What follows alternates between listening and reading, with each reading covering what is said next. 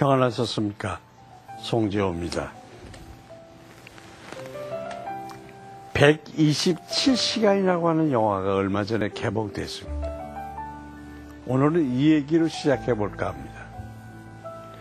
주인공 아론은 혼자 암벽 등반에 나섰습니다. 그런데 그만 절벽과 절벽 사이의 그 깊이를 알 수 없는 틈으로 끝없이 추락을 하게 됩니다.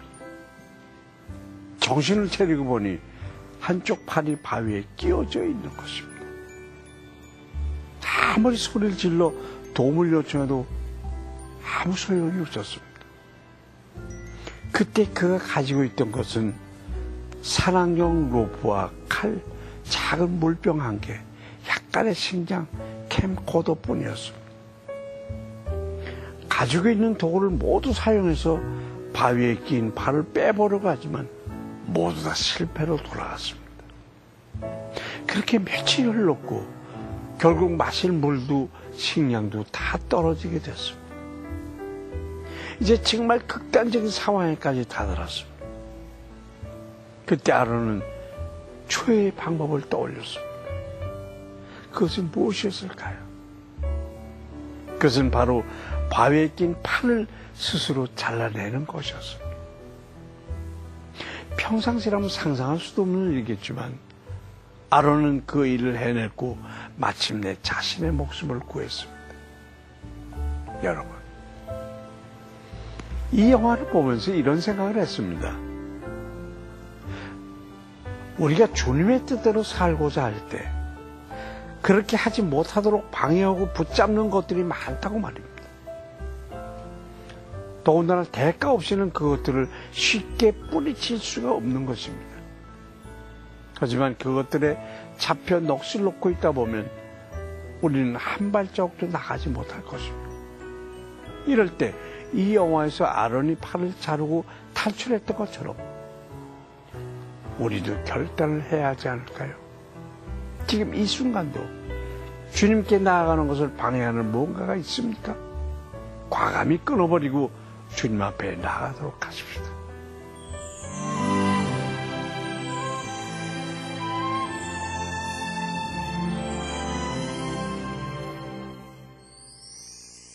오늘 보실 말씀은 출애굽기 27장 9절부터 21절까지입니다.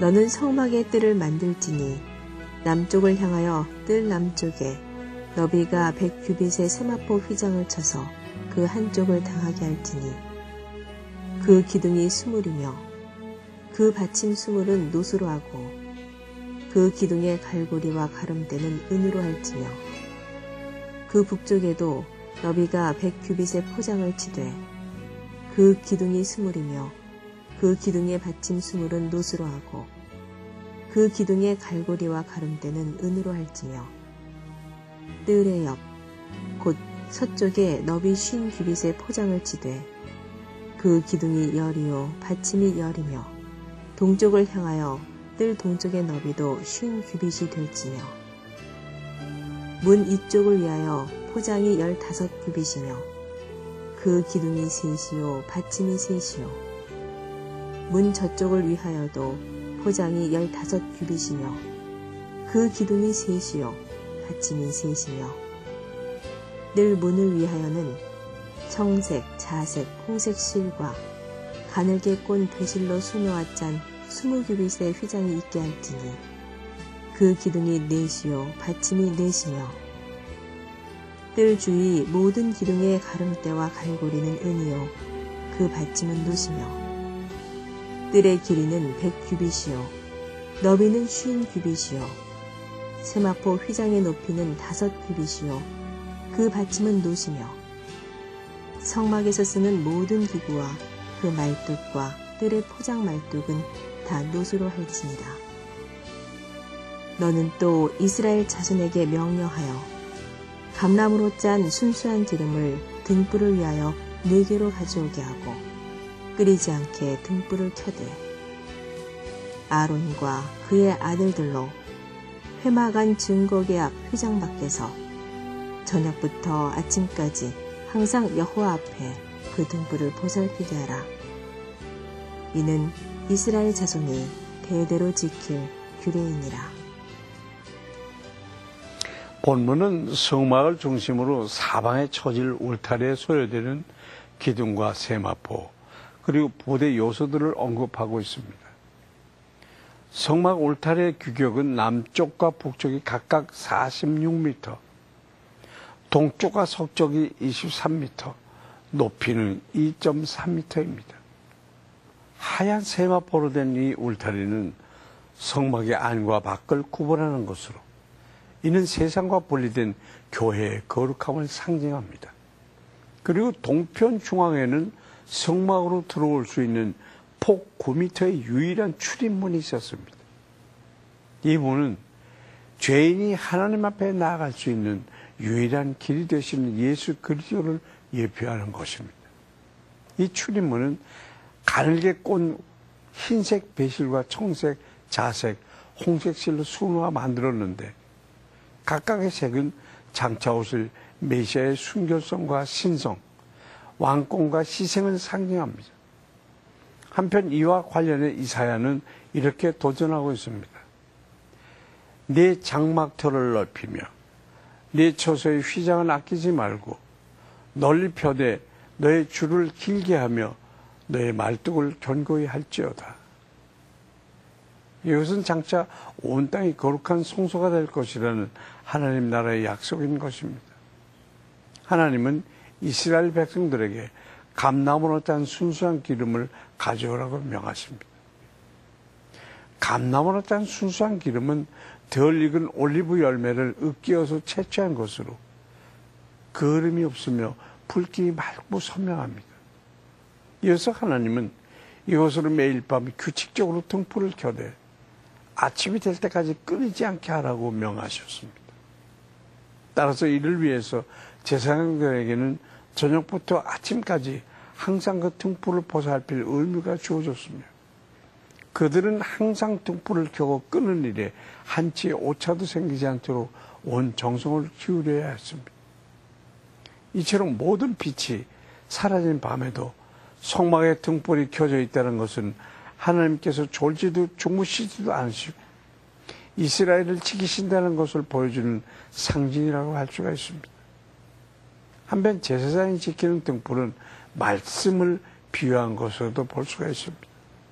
이렇게 볼 때 21절에 밤새도록 등불을 지키라는 명령은 말씀 사역자들이 진리의 빛을 밝히기 위해서 늘 최선을 다해야 함을 교훈하는 것입니다. 그리고 등불이 꺼지지 않도록 이스라엘 사람들이 순결한 기름을 공급하도록 하셨다는 것은 말씀 사역자를 향한 성도들의 중보와 지원이 끊이지 말아야 함을 의미합니다. 우리는 우리에게 주신 진리의 등불이 꺼지지 않도록 얼마나 노력하고 있는지 스스로를 돌아봐야 하겠습니다.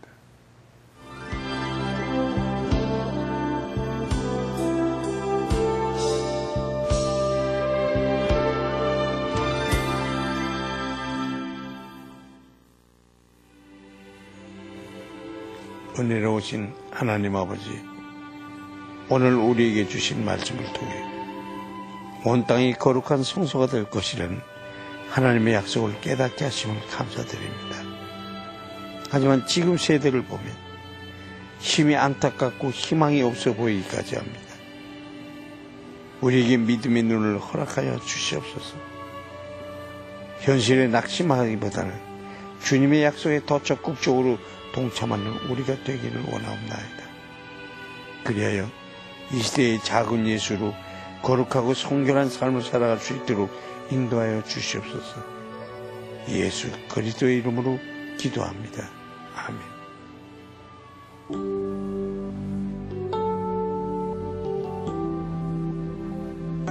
모든 능력과 모든 권세 모든 것 위에 뛰어나신 주님, 세상이 증량할 수 없는 지혜로 모든 만물 창조하셨네. 모든 나라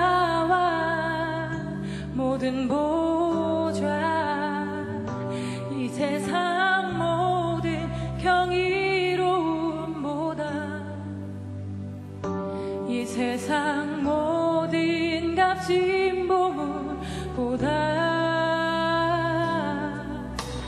더욱 귀하신 나의 주님. 십자가 고통당하사 버림받고 외면당하셨네.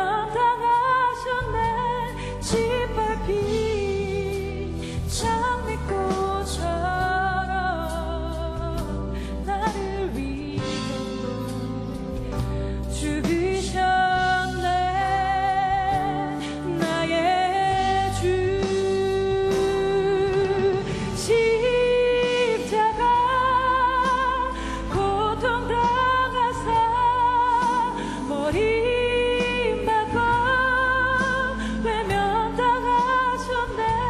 짓밟힌 장미꽃처럼 나를 위해 죽으셨네. 나의 주. 십자가 고통당하사 버림받고 외면당하셨네. 짓밟힌 장미꽃처럼 나를 위해 죽으셨네. 나의 주. 짓밟힌 장미꽃처럼 나를 위해 죽으셨네. 나의 주.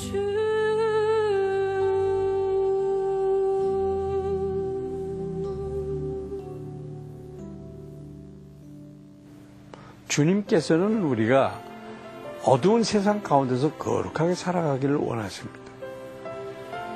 레위기 말씀에서도 내가 거룩하니 너희도 거룩하라고 명령하셨습니다. 이 거룩하다는 말의 뜻을 살펴보면 구별되다라는 뜻을 가지고 있습니다. 성경에서 구별된 삶을 살았던 대표적인 인물 다니엘이 있습니다.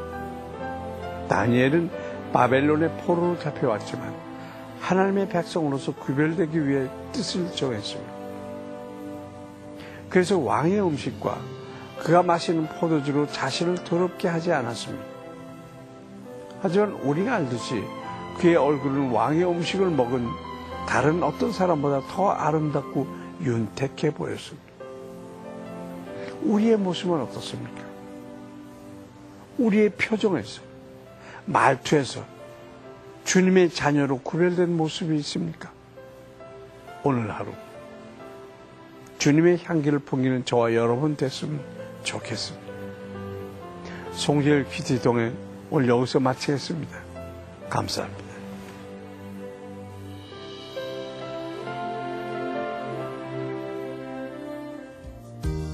이 프로그램에는 GTM에서 큐티 교재 GT를, 책으로 만나는 성지 순례 답사기 바이블 루트를, 대한기독교협회에서 성경 찬송 합본을, 하늘의 미랄에서 십자가 사랑을, 리브가에서 마늘 참초를, 수아영에서 기초 화장품을 협찬해 주셨습니다.